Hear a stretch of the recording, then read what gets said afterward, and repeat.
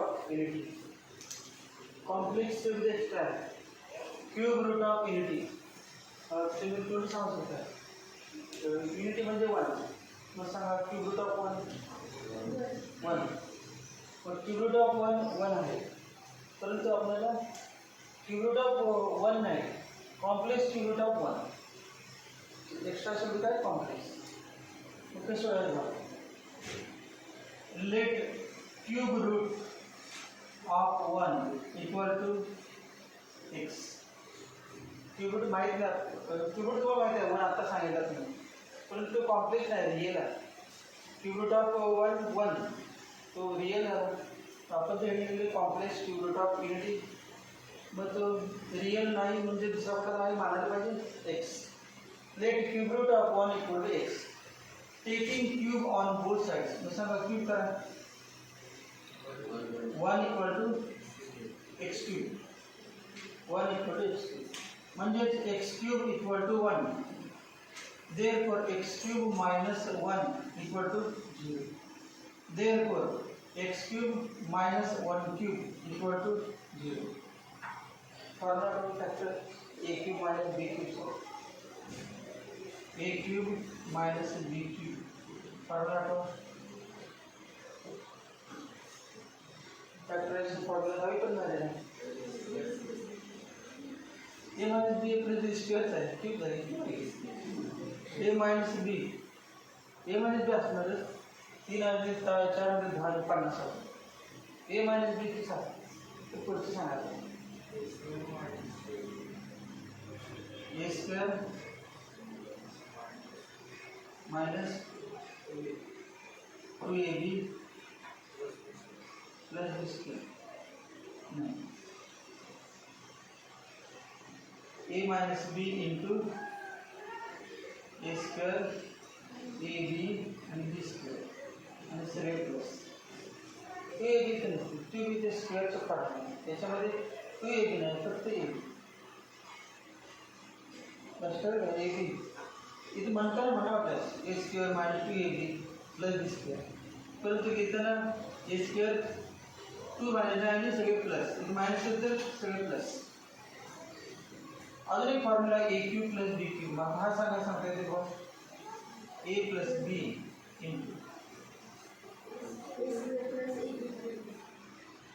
Same कसं असेल.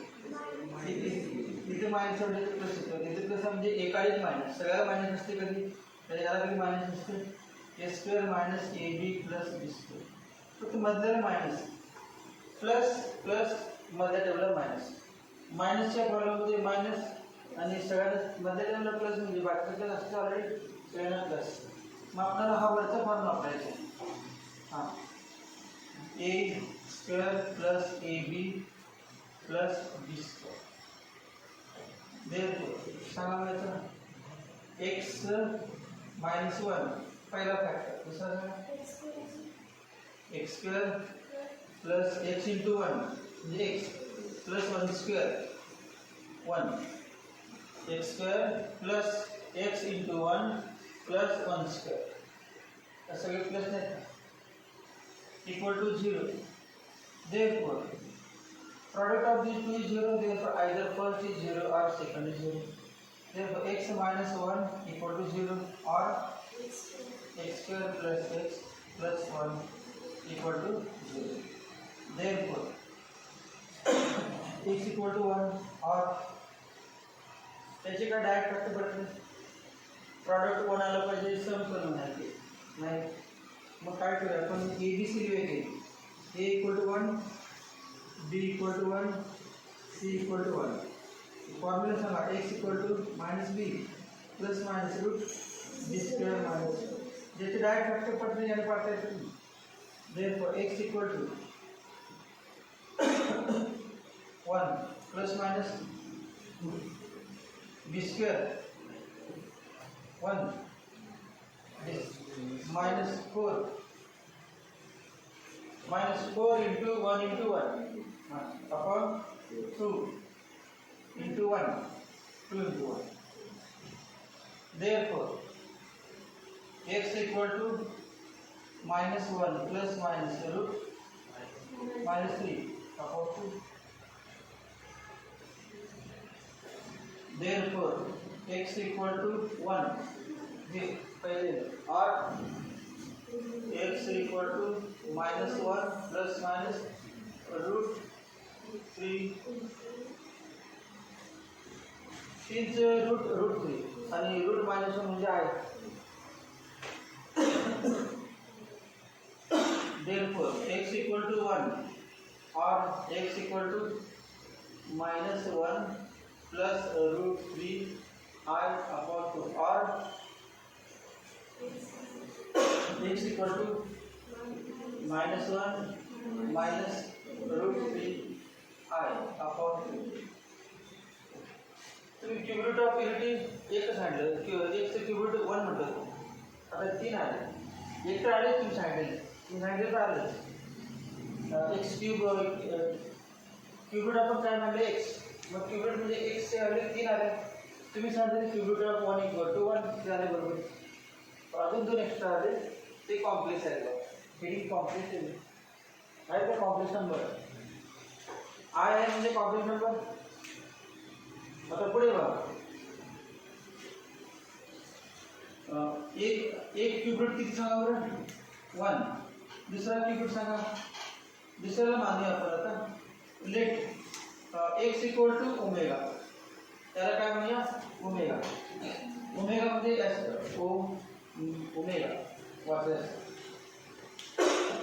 एकाला नाव द्या मला दिला ओमेगा एक क्यूबिक काय 1 आणि दुसरा काय कॉम्प्लेक्स नंबर त्या कॉम्प्लेक्स क्यूबिकला नाव द्या let omega be the complex cubic हा रियल आहे का नाही क्यूबिक तर आहे पण रियल नाही मग आपण काय म्हणूया कॉम्प्लेक्स क्यूबिक त्याला सिंबल काय म्हणूया स्पेशल ना ओमेगा मग लेट ओमेगा इक्वल टू किती -1 प्लस रूट 3 I अपॉन याचं 1 माहितीच आहे मग याला ओमेगा देणार मग याला काय नाव द्यायचं त्याला काय नाव द्यायचं ते स्क्वेअर पण बघूया स्क्वेअर सांगायचं omega square -1 plus root 3 I bracket square upon 4 equal to square सांगा -1 चा square 1 plus 2 into -1 into root 3 I plus 3I square upon 4 equal to 1 minus 2 root 3 I square means -1 upon 4 equal to 1 minus 3 -2 root 3 I upon 4 2 common -1 minus root 3 I upon 4 equal to -1 minus root 3 I upon 2 equal to omega square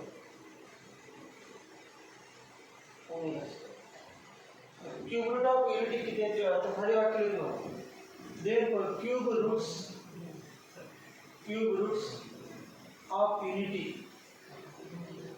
are सांगा पहिला cube route किती 1 दुसरा सांगा दुसरा हा म्हणजे omega दुसरा omega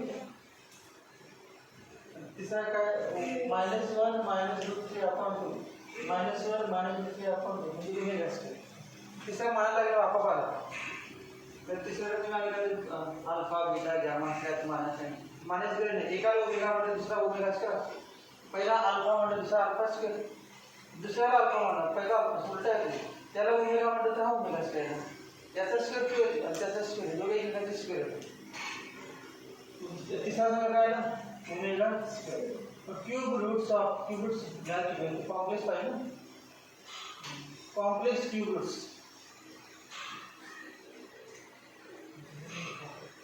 total क्यूबिट बनाएगा त्यातला एक रियल आहे आणि 2 कॉम्प्लेक्स आहे मग असं म्हणते omega and omega square are complex cube route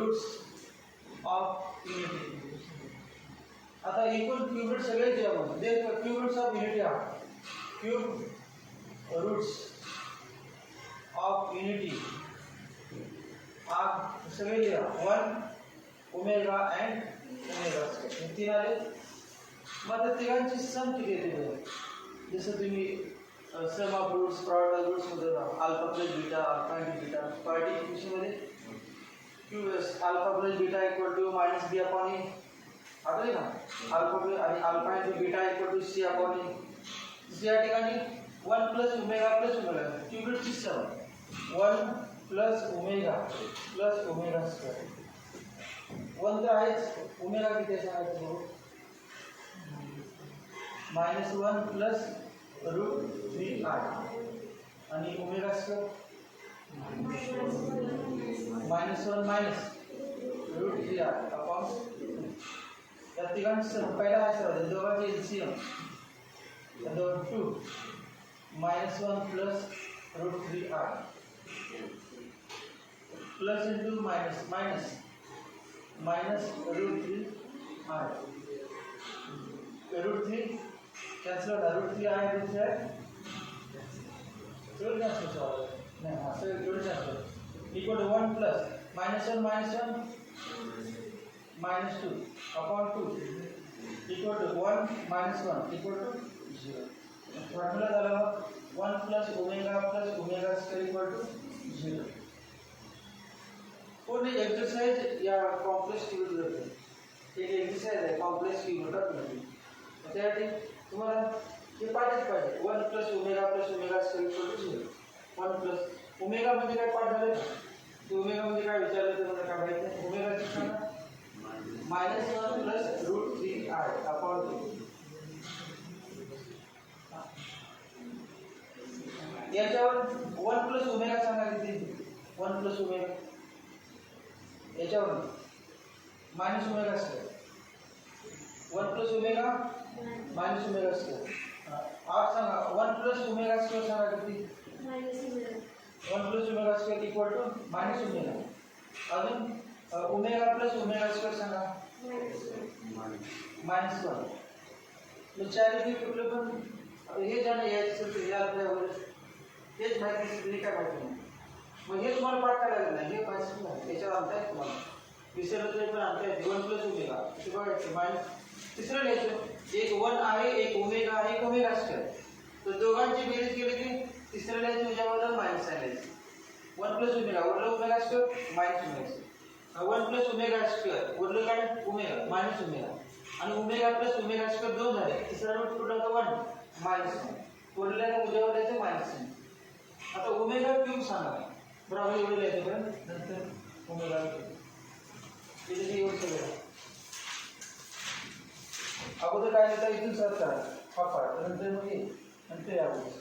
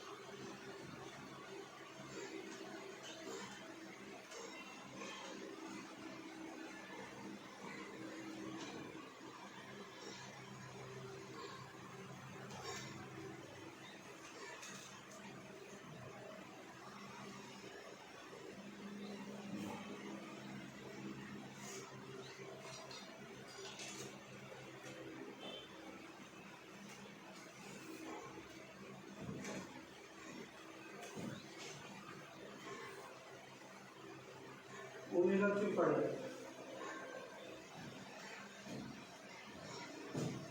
omega cube equal to omega सांगा किती किती ओमेगा हा ओमेगा आणि हा omega square -1 plus √3i upon 2 bracket equal to काय करायचं बघा -1 plus √3i bracket cube upon 8 2 चा क्यूब किती क्यूबचा फॉर्म्युला वाचलं तुम्हाला ही 1/8 येते बाजूला असेल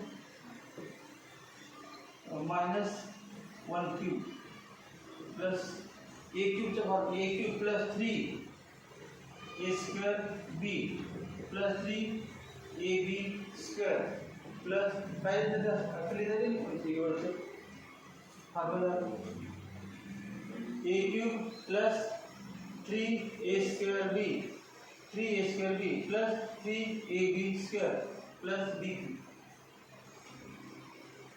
सहा एक इथे -1 क्यूब प्लस 3 -1 आणि किती √3 r -1 √3 r आणि √3 r इक्वल टू 1/8 इंटू -1 चा क्यूब -1 चा स्क्वेअर प्लस 1 म्हणजे 3 √3 r 3 इंटू -1 -3 आणि -√3 i चा स्क्वेअर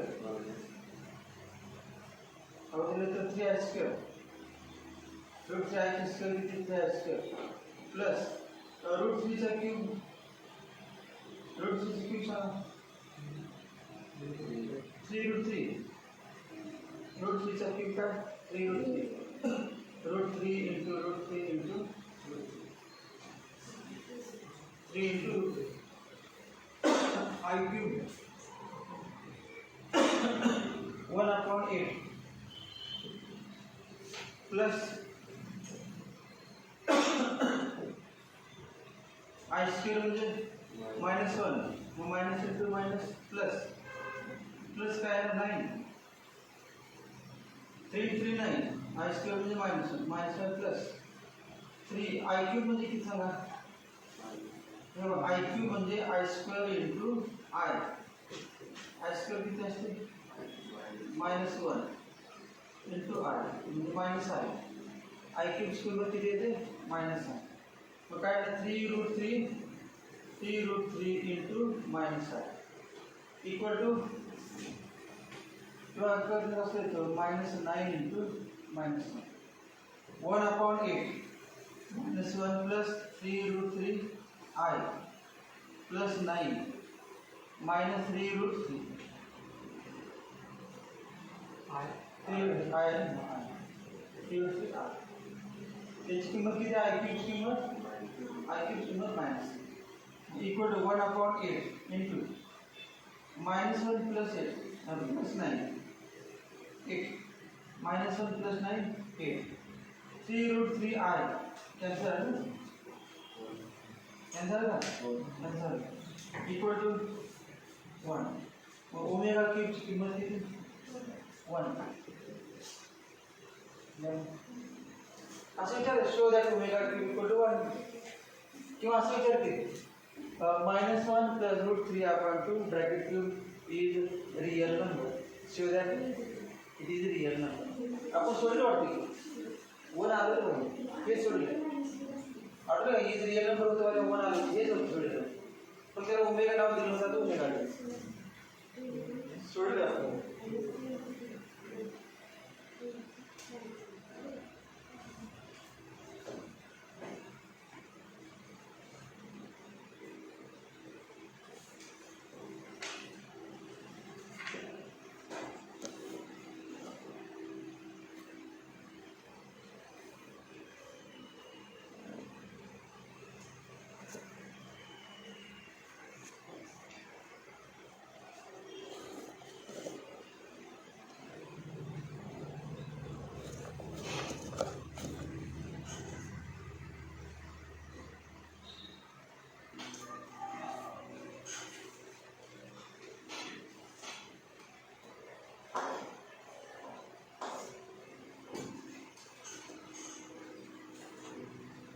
ओमेगा रेस टू 4 आता काढायचं omega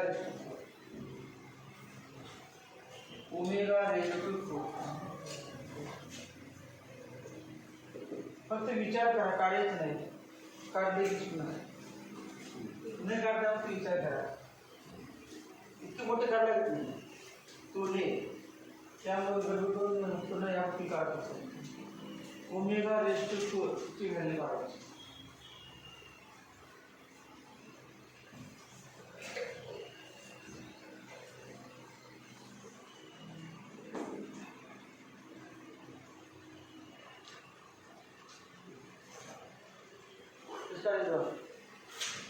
omega cube into omega. Omega raise to 4 म्हणजे काय? Omega cube into omega. Omega cube किती आहे? 1 into omega equal to sir omega raise to 4 झाली की तुम्ही आन्सर झालं. Omega raise to 4 equal omega.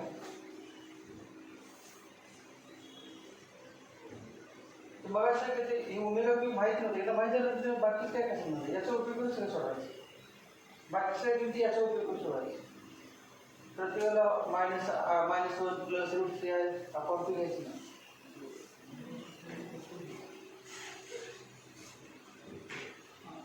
Omega raise to 5 काढा. Omega raise to 5 असंच काढा. यापासून ओमेगा रेस टू 4 करायचं. ओमेगा रेस टू 5 काढा.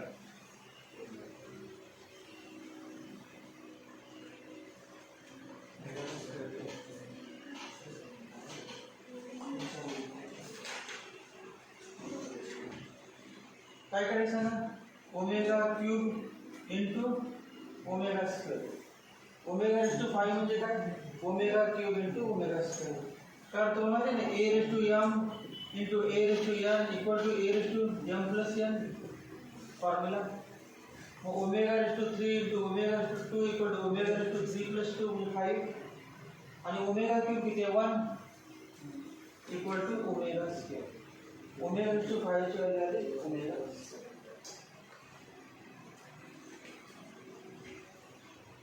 ओमेगा रेस टू 6 बघा.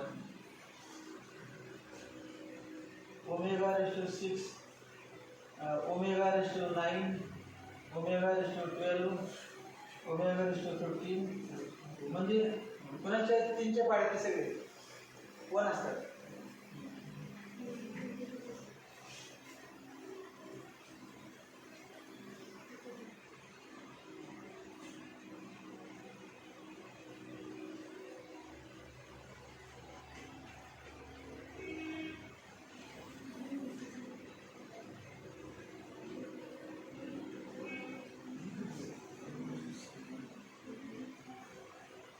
तेव्हा ओमेगा रेस टू 6 ओमेगाच्या ओमेगा क्यूब किती आहे? 1. मग त्याच्या 3च्या पाड्यातले सगळे 1. कसं बघा? ओमेगा रेस टू 6 म्हणजे काय लिहू शकतो आपण? ओमेगा क्यूब किंवा ओमेगा क्यूब ब्रॅकेट स्क्वेअर आणि ओमेगा किती? 1 स्क्वेअर इक्वल टू 1. मग हे काय ना? ओमेगा रेस टू 9 बघा. Omega cube raise to 3 omega cube raise to 3 आणि 1 रेस टू 1. 6, 9, 12 3च्या पाड्यातले सगळे ते 3 भागाने सगळ्यांची किंमत किती? 1. 3 भागाने सगळ्यांची किंमत 1. हा फॉर्म्युला पडला. A raise to m raise to n equal to a raise to m n. A raise to M.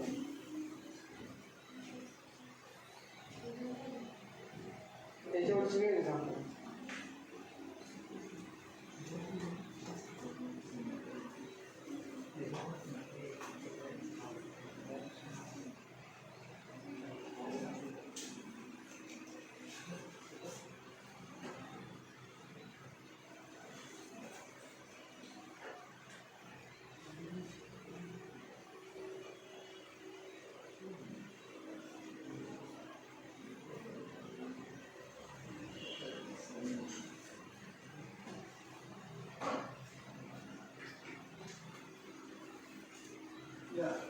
Find the value of following. Find the values of following. Question number 1. Find the values of following. 1. Omega raised to 18. Omega raised to 18.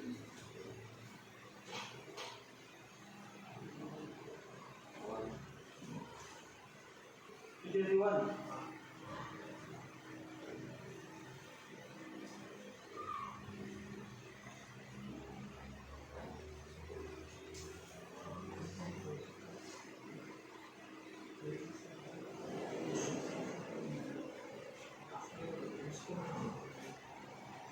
तेव्हा ज्याला येत नाही त्यांनी omega raise to हे किती लिहू शकतो आपण 3 × 6 लिहू शकतो ना 18 म्हणजे 3 × 6 मग हेच कसं लिहू शकते ओमेगा क्यूब रेस टू 6 घातांकाचा नियम म्हणजे 1 रेस टू 6 इक्वल टू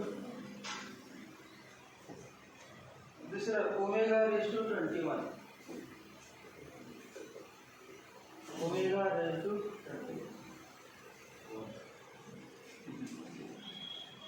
सगळ्याचे वन येते 3 पाठ 3 भाग असते ते सगळ्याचे one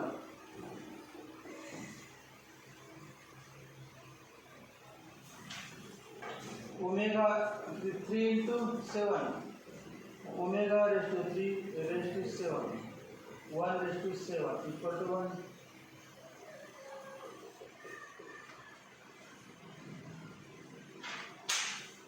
omega raise to -30 omega raise to -30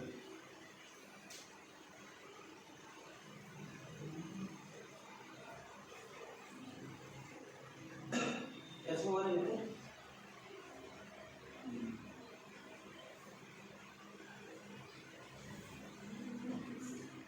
काय करणे सकाळी omega raise to 3 × -10 equal to किती omega cube raise to -10 1 raise to -10 किती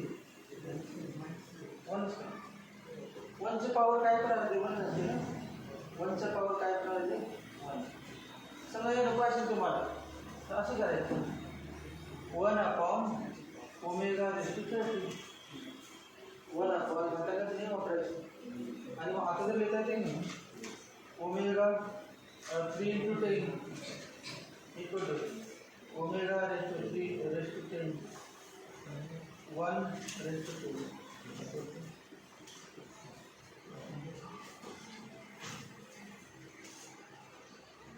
ओमेगा रेस टू -105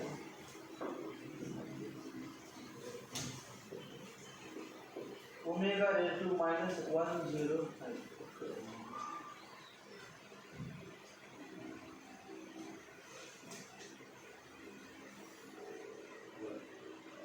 ऐसे ना 1 हम भाग रहे थे 1 से 5 का 3 क्या हुआ नहीं है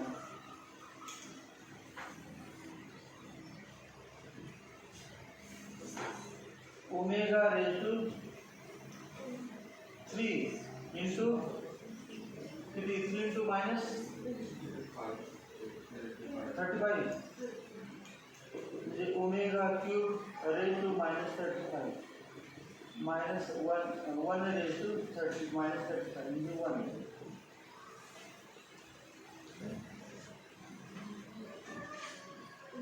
आता question number 2 question number 2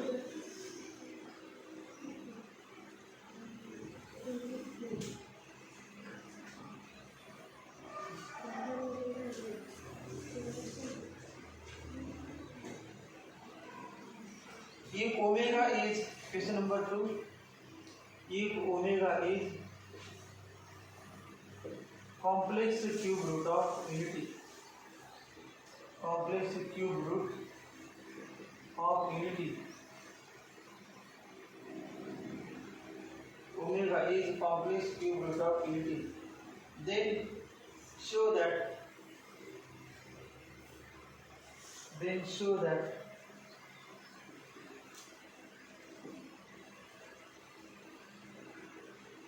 one दूसरा एग्जांपल है कॉमन है वाचा क्वेश्चन और 2 minus omega into 2 minus omega square equal to 7 2 minus omega into 2 minus omega square equal to 7 2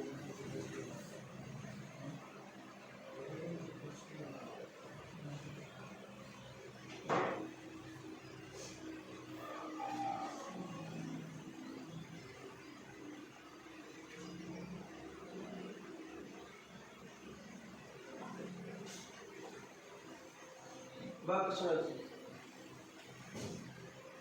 एक सोडून देतो बाकी बघा विचारलं पहिलं वाक्य लिहायचं गिवन काय बघा ओमेगा इज कॉम्प्लेक्स गिवन आहे complex cube root of unity हे दिलेलं देयरफॉर सांगा देयरफॉर काय omega is complex cube root of unity therefore 1 plus omega plus omega square equal to 0 अजून काय omega cube equal to 1 omega raise to 4 omega raise to 5 omega square अजून काय सांगा 1 plus omega equal to minus omega square अजून 1 plus omega square equal to minus omega आणि ला omega plus omega square equal to minus 1 आता याची LHS लिहितो बघा LHS equal to 2 minus omega into 2 minus omega square तर पुन्हा कसं सांगा बघा 2 into 4 2 into minus omega square minus 2 omega square minus omega into 2 minus 2 omega minus omega into minus omega square plus omega cube equal to या दोघांमध्ये काय common ठेवा minus common 2 common आणि omega common minus 2 omega common वो काय सांगा bracket में उरलं ओमेगा प्लस 1 प्लस 1 आणि ओमेगा क्यूब म्हणजे किती काय लिहिलं आपण बाकी 1 ओमेगा क्यूब किती 1 omega cube 1 equal to 4 plus 1 5 नंतर 4 मायनस 2 लिहायचं त्याचं काय संबंध नाही पुन्हा काय 4 आणि 1 ची करू शकतो 4 5 माइनस 2 ओमेगा 1 प्लस ओमेगा किती minus omega square 1 plus omega equal to minus omega square minus omega square याची किंमत लिहिली equal to 5 minus 2 minus into minus plus omega into omega square omega cube equal to 5 plus 2 into omega 2 into 1 equal to 5 plus 2 equal to 7 equal to r त्याबद्दल सोडायचं प्रत्येक वेळेला याचा उपयोग करायचा रॉडचा त्याचा कुठला उपयोग होतो त्याचा उपयोग करायचा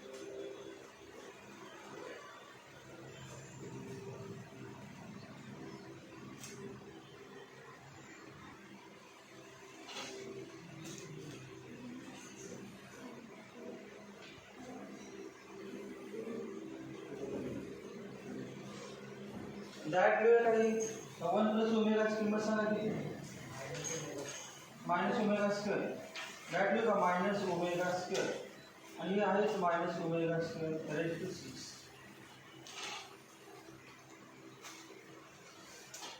आता पुढची स्टेप सांगा मग minus omega square minus omega square minus 2 omega square minus 2 omega square minus 2 omega minus omega square minus omega square minus omega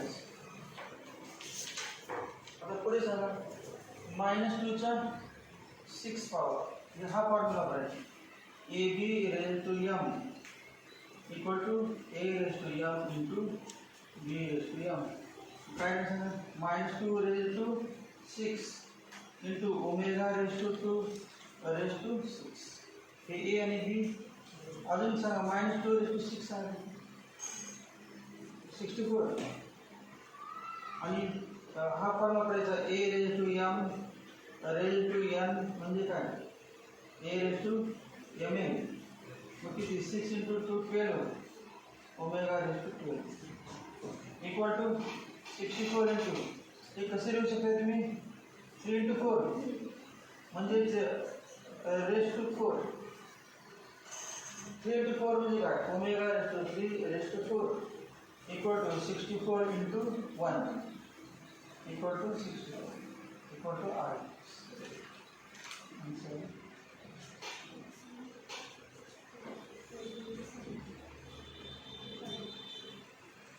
12 मध्ये 3 वरली 4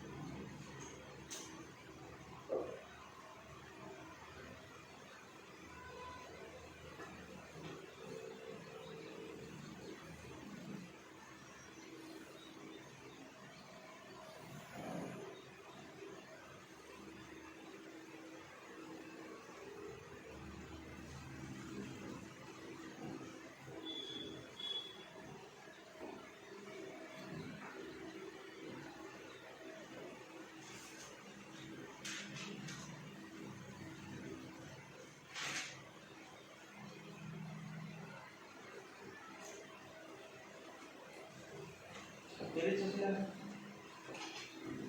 एक बन लगी सुनते 1 plus omega bracket 2 minus 1 plus omega square bracket 2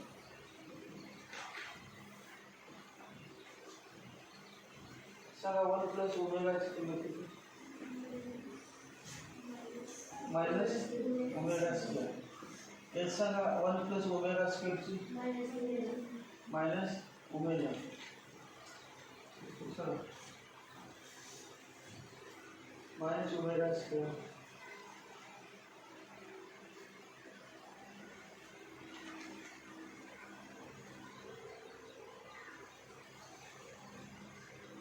तो पुढे सांगा इथे काय करायचं -1 चा क्यूब सांगा किती -1 चा क्यूब -1 -1 चा क्यूब -1 हे सांगा omega raise to 2 raise to 3 आदल करूया आपण 6 लिहिण्याच्या आदल चालू फॉर्म्युला पहिला ओमेगा आदल करून सांगा प्रॉपर्टी 3 आणि 2 ओमेगा फॉर्म्युला नाही a raise to m raise to n म्हणजे a raise to n raise to m म्हणजे a रेज टू m काय करूचे हे सांगा पुढचं -1 चा क्यूब -1 चा क्यूब -1 -1 चा क्यूब -1 आणि ओमेगा क्यूब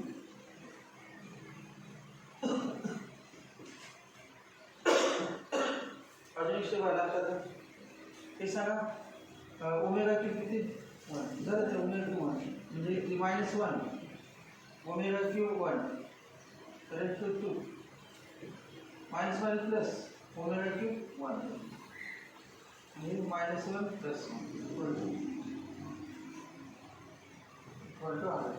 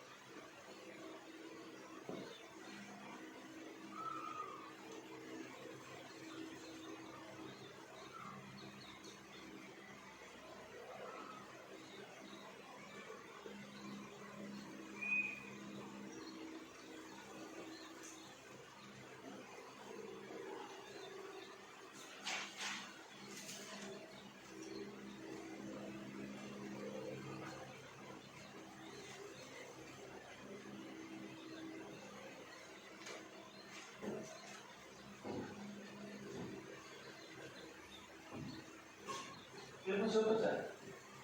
सगळे सोपे सोपे बघा, स्वामीचे पाठ किती झाले सोपे झाले.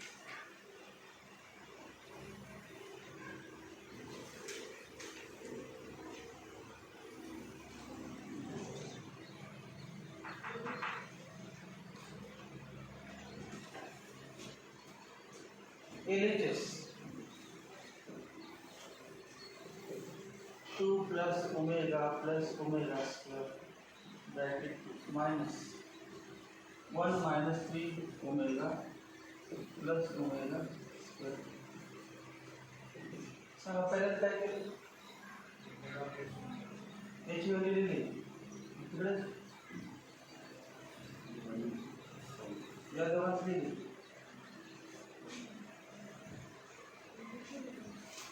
सांगा मग ओमेगा प्लस ओमेगा स्क्वेअरची व्हॅल्यू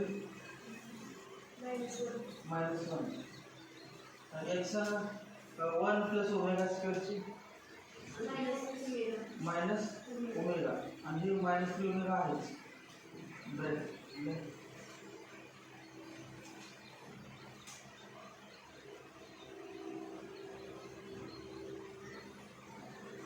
लांबला वाटतं तर जवळजवळ द्यायला ते आपण अगोदर त्याचं डायरेक्ट दिले, एक स्टेप कमी केली.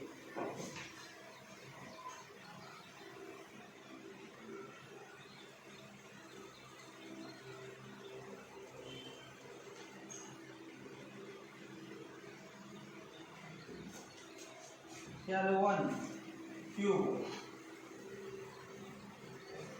Minus omega -3 omega -4 omega minus omega -3 omega -4 omega. ऊपर के दोनों स्टेप करा answer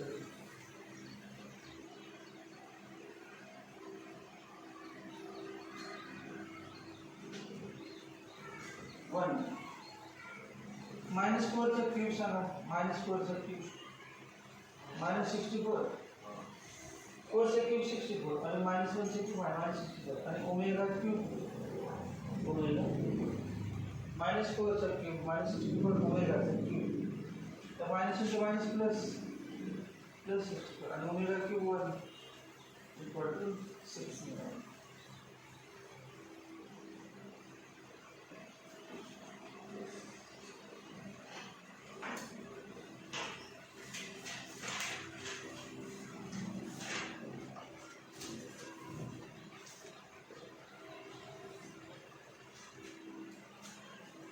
plus 3 omega plus 5 omega square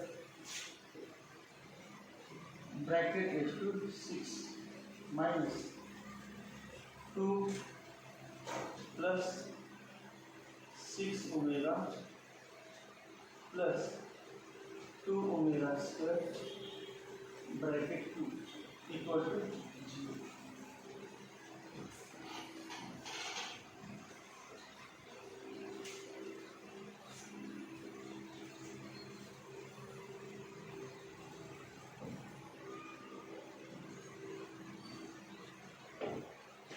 बारवीला एक मुलगा प्रथम तांबे तो पण हुशारच आहे, म्हणजे बारवीला 97% परंतु मग तो असं अभ्यास करत होता, आठवत कधी नव्हतं. म्हणजे ती सवय अगोदर आकडे होती, मार्क्स पडायचं त्याला काय आठवत नव्हतं. परंतु आता 12वीत आलं कसं आकडे झाल्यापासून त्या सांगितलं की आठवायचं कसं. म्हणजे आता तुम्ही सगळे एक्झाम्पल सोडलं फास्ट, परंतु आपण जून नंतर अजून मला येणार क्लासमध्ये, मग अजून येणार तेव्हा समजा यातले इतके डिटेलमध्ये सगळे एक्झाम्पल नाही घेणार, थोडते घेणार. मग तेव्हा तुम्ही काय तुमचं 15 मिनिटं एक्सप्लेन करणार, तुम्ही तेव्हा 2 मिनिटात झाले असणार. मग उरलेले 13 मिनिटं काय करायचे, जे तुम्ही अभ्यास केला असते ना घरी ते आठवून बसायचं. म्हणजे कुठलं पण समजा units and measurement, laws of motion, gravitation, chemistry कुठलं असतं ते तुम्ही घरी केलं असते त्यावेळेस आठवायचं. आठवत नसेल तर रफ पेजेस आले असते लिहून काढायचं नाही बघ. म्हणजे मेमरी इतकी शार्प होती की परत तुम्हाला आता त्याला 11 वर्ष पुन्हा आठवतेच. कुठला पण पॉईंट 11वी आता 12वीची सीट आली परंतु 11वी कुठलं पण विसरलेलं नाही. इतकं 11वी प्रॅक्टिस झाली की मोकळा वेळेचं परफेक्ट झालं, कुठलं पण विचार ते सांगतात. म्हणजे 11वीचं आता ग्रॅव्हिटेशन चॅप्टर 12वी झाल्यानंतर 1.5 वर्षानंतर माहिती नसते काय चॅप्टर आहे पण सगळं आठवतं.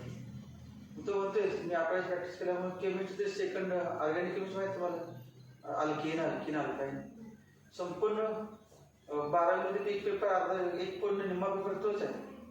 कुठलं पण असेल तर ते आठवते मग ते आठवल्याशिवाय जमतच नाही. जे आठवत नाही त्यांना केमिस्ट्री सेकंड जमतच नाही. किती रिॲक्शन असतात भरपूर तुमच्या 10वीमध्ये तर किती 10-12 आहेत तरी पण भरपूर सोडून देतात चॅप्टर त्या रिॲक्शन. म्हणजे ज्यांना अशी प्रॅक्टिस असते मोकळा वेळ मिळाला की आठवत बसायचं. म्हणजे अभ्यासाची चर्चा केली चालते किंवा आठवत पण समजा क्लासवर आठवलं तर बाकीच मुलं असतात तुम्ही चर्चा करत होता मोठ्या बाकीच्या काय करणार नाही तुमचं काय कसं लागणार त्यामुळे तसं करून चालणार नाही. तेव्हा मग तुम्हाला वय ते अवघड आठवायला लागणार. कुठला तुम्ही घरी एक पाठ केला असते चॅप्टर केला असतं अर्धा चॅप्टर किंवा काय असेल त्या प्रत्येक 2 मिनिटामध्ये 3 मिनिटामध्ये आठवायचे. किंवा हेच एक्झाम्पल आपण इतक्या स्टेप्स केलं असतं 2 स्टेपमध्ये तुम्हाला करायला येते का बायचं मनातल्या मनात किंवा रेट बाजूला कमी म्हणजे तुम्हाला फास्ट सुटलं पाहिजे ना. एवढ्या भरपूर स्टेप केलं तर तुमचं पेपर कधी कव्हर व्हायचं CET नीट JEE कसं कव्हर होणार होणारच नाही. मग डिटेलमध्ये स्टेप काढली पाहिजे बोर्डाच्या परीक्षेला परंतु CETला असं चालत नाही.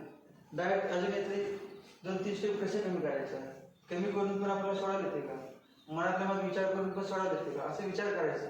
मग तुम्ही इंग्लिश सारखं नाही ती म्हणणार क्लास लावला कॉलेज होते तरी काय फरक पडेल ना फरक पडायला पण जास्त एक्स्ट्रा करायला लागते. मोकळा वेळ मिळाला की आठवत बसायचं. कारण का समजा अजून आपलं एक चॅप्टर झालं नाही आज एक चॅप्टर होणार उद्या 2 होणार पुन्हा 3 होणार असं करत करत 11 विषय संपणार 11 विषय संपून 12 संपणार.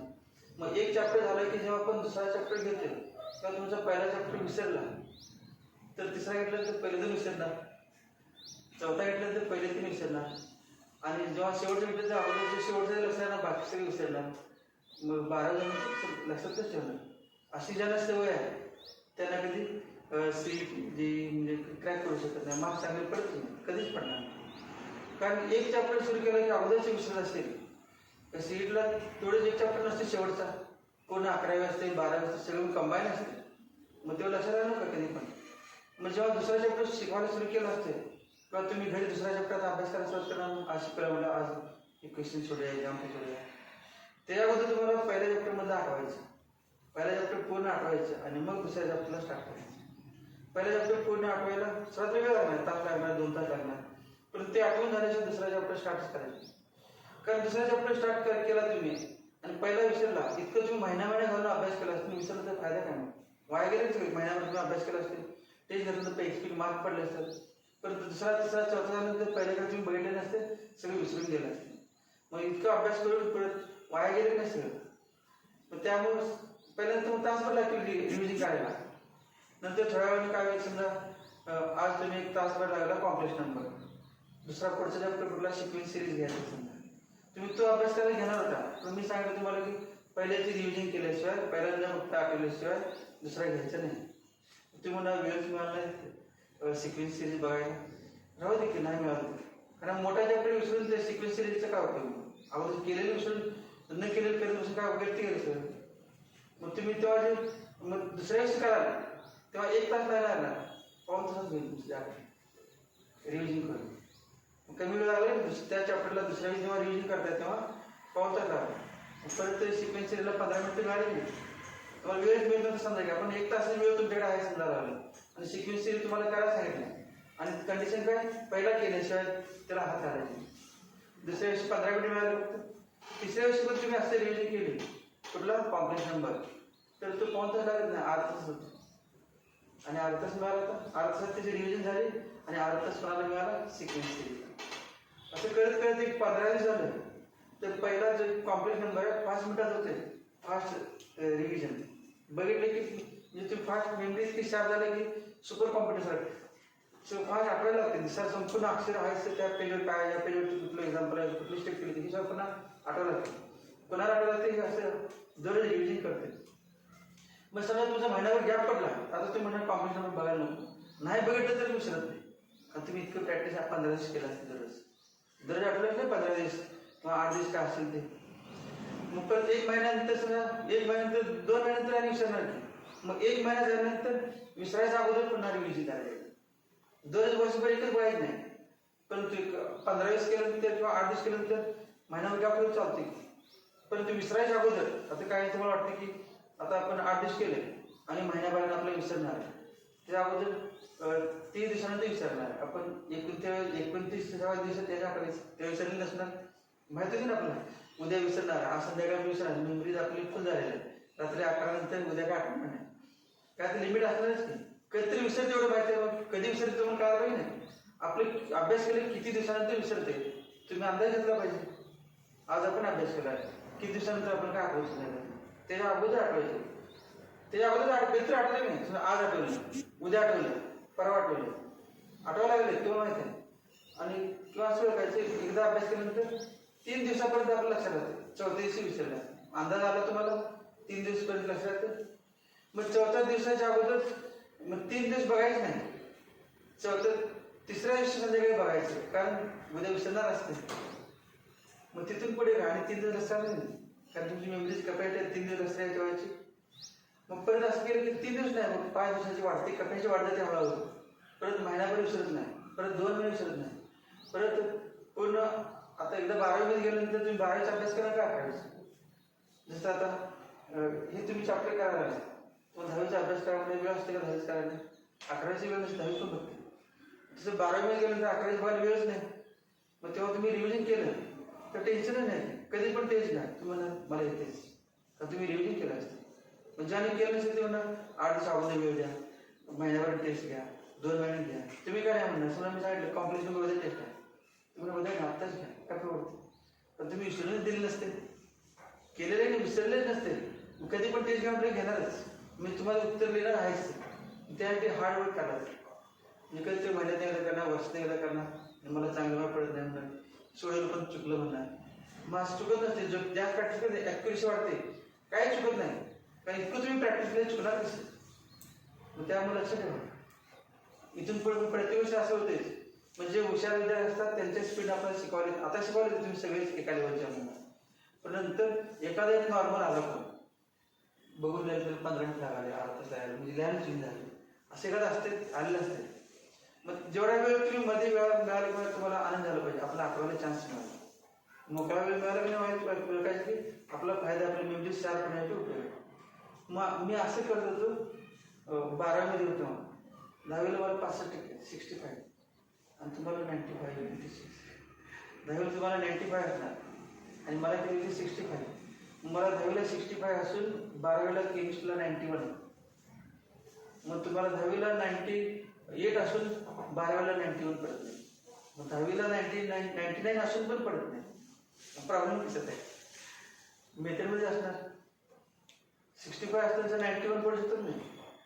मग तुम्हाला 98 असून किती पडलं पाहिजे, 200 पडलं पाहिजे. 200 काय नसतं, 200 100 जाय, पण 100पैकी 100 पडले पाहिजे नाही.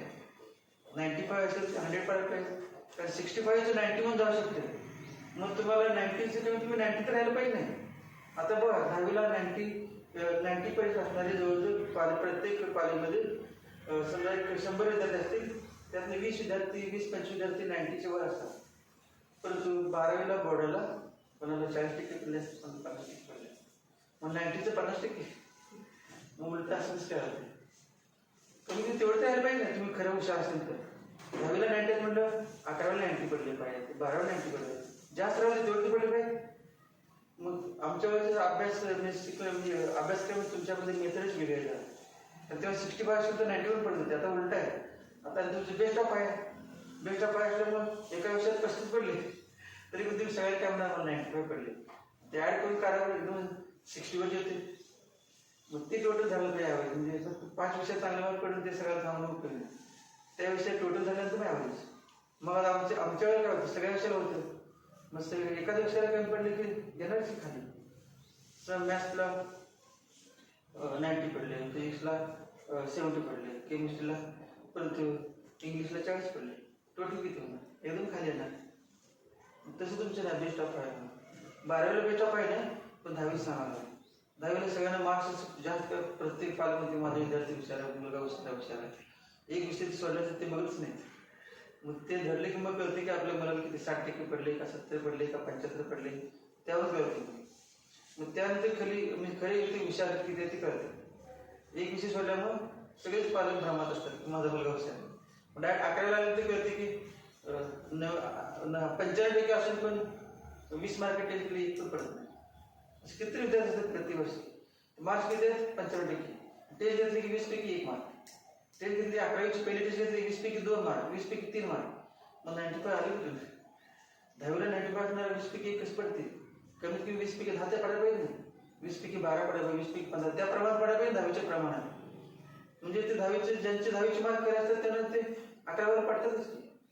पण ते खरे नसतात असे. म्हणजे 10वीचं सोपंच आहे. समजा तुम्हाला माहिती आहे मॅथ्स एका महिन्यात केलं तर वर्षभर न करता 1 महिन्यात केलं होते पोलीस काढायला. 11वी तसं नाही, वर्षभर काढा ते. 12वी नाही, वर्षभर काढा. 1 महिना 2 महिन्यात कधी होत नसते. आणि जो 1 महिना 2 महिना होतो त्याला कधी 12व्या 11वीला चांगले मार्क पडतो. किंवा तुमची मेमरी पण शार्प पडते. मेमरी सगळ्यांना आहे पण वापर कमी जास्त आहे.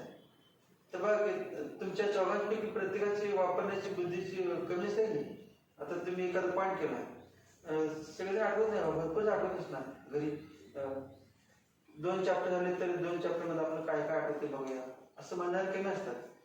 मग असं जे करतील त्याला चांगलं पडणार. मग तुम्हाला सीईटीला पण 99.95 70 असे पर्सेंट आहे. ती कोणाला पडणार? जे असं हार्डवर्क करतो. तुम्ही कधीतरी एकदा बघताना पेपर आला रात्र जागी बसणार, अगोदर महिन्याभर माहितीच नसते काय केलं, असं नाही पडणार. मेमरी शार्प व्हायला पाहिजे एकदम.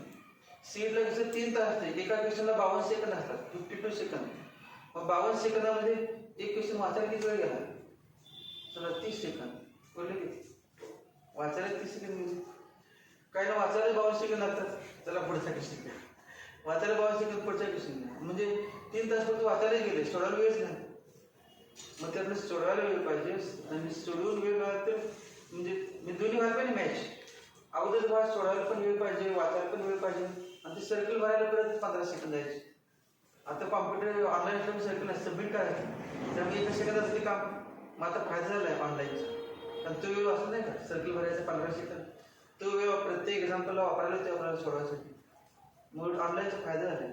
कारण ऑनलाईन म्हणजे काय, ऑनलाईन ऑफलाईन म्हणजे काय, ऑफलाईन असलं कसं फक्त ऑनलाईनच्या वेळेला पुढे कॉम्प्युटर असते आणि ऑफलाईनला ते सर्कल भरायचं एवढेच. सोडवायला कागद दिले असते सगळं ऑफलाईन सारखेच. ते कागद दिले असते, आपण क्वेश्चन सोडवायचं, रिपीट करण्यासाठी दिले असतात पेजेस, सोडवायचं आणि पुन्हा सबमिट करायचं. मग ऑनलाईन ऑफलाईन काय फरक नाही. मग ऑनलाईन टेस्ट आहे, ऑनलाईन परीक्षा म्हणून कॉम्प्युटरवरती घ्यायला घेतलं पाहिजे असं काय नाही. ऑनलाईन परीक्षा मोबाईलला सोडलं पाहिजे, ऑनलाईन टेस्ट मागवलं पाहिजे असलं काय नाही. कारण आता आपलं 99.65 मार्क पडत नाही. ऑनलाईन एक पण टेस्ट आपण घेतली नाही, क्लासमध्ये आपलं होते मुलं वर्षभर ऑफलाईनच, फक्त परीक्षा काय दिली ऑनलाईन.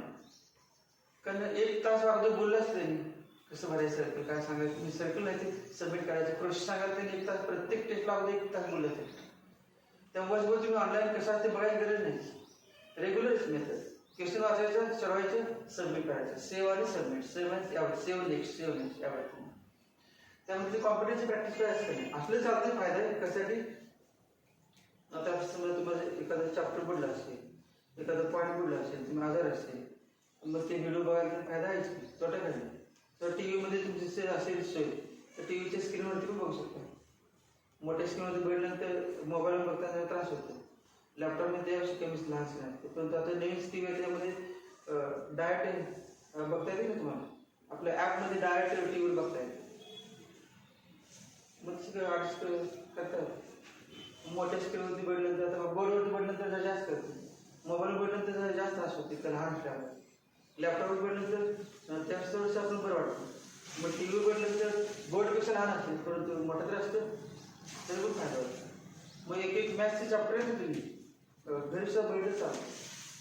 कारण ते तातडीची बॅच होती, तुम्ही एकदम हुशार आहेस, चांगले मार्क पडणार तुला. मग त्याची बॅच होती लॉकडाऊनमध्ये, ते व्हिडिओ व्यवस्थित केलेले, त्यामुळे तुम्ही बघितलं की ते कळणारच व्हिडिओ केलेले. आता काय कमी होत असते, पण तेव्हा ते 2-3 मुलं होती समोर. आता कमी जाते तुम्ही, पण आता वेळ काय व्हिडिओ करायची गरज नाही. अगोदर करून ठेवले चालते, पण केलं काय असतं. मग ते व्हिडिओ तुम्ही बघितलं चालते. पुढच्या चॅप्टर तुम्हाला कुठला वेगळा करायचा आहे तर घरी तुम्ही ॲपमध्ये डाउनलोड करून इन्स्टॉल केली की मी चालू केली, तुम्हाला ते पूर्ण चॅप्टर पुढचे दिसणार. किती फिजिक्सचे 10 तास व्हिडिओ दिसतात, केमिस्ट्रीचे किती असते, सगळे चॅप्टर आले तयार आहेत. मग तुम्ही पुढचा अभ्यास करणार असेल तर 12वीच पण आहे. 12वीच वाटलं आत्ताच पुढे 12वीच पण देऊ शकते. पण 11वीचं जमत नाही, जो पण 11वीचं 12वीचं करणार. 11वीचं बेस झाल्याशिवाय 12वीचं काय जमत नाही. वाटते की काय वाटतं मला 12वीच करण्याची आता सुरुवात करूया, पण आपण बेस तर झाला पाहिजे अगोदर. समजा 1 2 3 येत नाही, ते म्हणा बेरीज गुणाकार शिकवा कसं शिकणार. 1 2 3 आम्ही चालू पाहिजे ना अगोदर. 1 कुठलं 2 कुठलं कळायला तर पाहिजे. मग बेस अगोदर आलंच पाहिजे. किती पण हुशार असलं तर 11वीचं झाल्याशिवाय 12वीचं करायचं येत नाही. 11वी चॅप्टर झाल्याशिवाय त्याला लिंक असते ते 12वीची घ्यायला येत नाही. त्यामुळे 11वीचं आपल्याला करायचं पाहिजे.